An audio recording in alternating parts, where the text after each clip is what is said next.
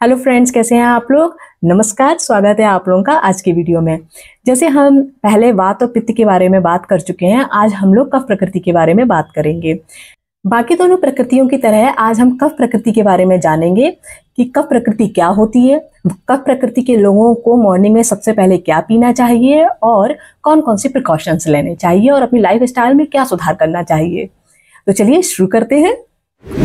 कफ दोष दो तत्वों पृथ्वी और जल के मिलने से बनता है। इन दोनों तत्वों की वजह से ही कफ दोष में भारीपन, स्थिरता, चिकनाई और तैलीयपन होता है। यह दोष शरीर की मजबूती और इम्यूनिटी क्षमता में सहायक होता है।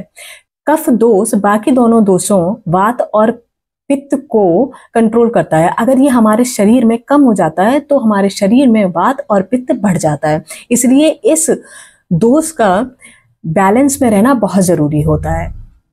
कफ दोष जब शरीर में बढ़ जाता है तो सुस्ती रहना, शरीर में भारीपन रहना, आलस सा आना, बहुत ज्यादा नींद आना, इसके अलावा मल मूत्र और पसीने में चिपचिपाहट लगना और हमेशा शरीर में ऐसा फील होना जैसे गीलापन सा है और कोई लेप सा लगा हुआ है।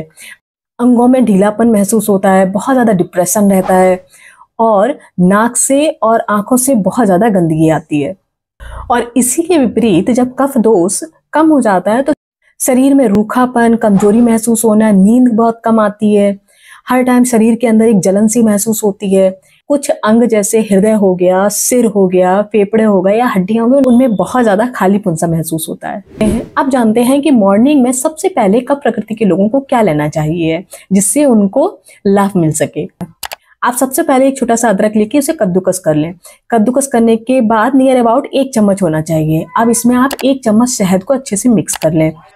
दूसरी साइड में आप एक ग्लास में 1 चम्मच नींबू का रस डाल लें। अगर आपको गले में कोई दिक्कत होती है या खट्टे से प्रॉब्लम होती है तो आप गिनकर 10 ड्रॉप्स यानी कि 10 बूंदें ग्लास में डाल लें और उसमें 1 ग्लास गुनगुना पानी ऐड कर लें। अब आपने जो शहद और अदरक का मिक्सचर बनाया था उसे अच्छे से चबाकर खा लीजिए और पीछे से ये 1 ग्लास गुनगुना पानी पी लीजिए, आपको बहुत लाभ होगा। अब हम बात करते हैं प्रिकॉशंस के बारे में। सबसे पहले हम ये जान लेते हैं कौन कौन सी चीजें खाने से कफ दोष बढ़ता है जिनको आपको अवॉइड करना चाहिए। मीठा, खट्टा, चिकनाई युक्त खाद्य पदार्थ खाने से, बहुत ज्यादा मांस या मछली का सेवन करने से, बहुत ज्यादा नमक खाने से, उड़द, तिल, दूध, दही, नारियल, कद्दू, सिंघाड़ा, इस तरह की चीजें ज्यादा खाने से कफ दोष बढ़ता है। इसके अलावा आलसी जीवन व्यतीत करने से, रोजाना व्यायाम ना करने से, इन सब की वजह से कफ दोष बढ़ जाता है। उसको कम करने के लिए क्या क्या उपाय करने चाहिए, चलिए उस पर बात कर लेते हैं। पाउडर से सूखी मालिश या तेल से मसाज करिए, गुनगुने पानी से नहाइए, रोजाना कुछ देर धूप में जरूर टहलें, व्यायाम करिए। व्यायाम में आप दौड़ना, तेज चलना, रस्सी कूदना, तैरना, साइकिलिंग, ये सब चीजें इन्वॉल्व कर सकते हैं। गर्म कपड़ों का अधिक से अधिक प्रयोग करें, देर रात तक नहीं जागें और ज्यादा आराम पसंद जिंदगी ना बिताएं। कुछ ना कुछ करते रहें, दिन को प्रॉपर यूटिलाइज करें। मैदे से बनी हुई चीजें और बहुत ज्यादा चिकनी चीजें बिल्कुल ना खाएं। खीरा, टमाटर, शकरकंद, एवोकाडो, केला, आम, खजूर, अंजीर, तरबूज, इन फ्रूट्स को बिल्कुल ना खाएं।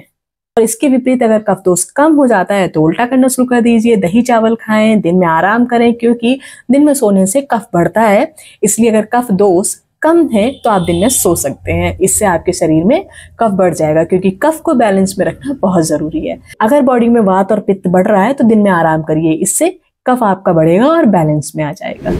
नमस्कार।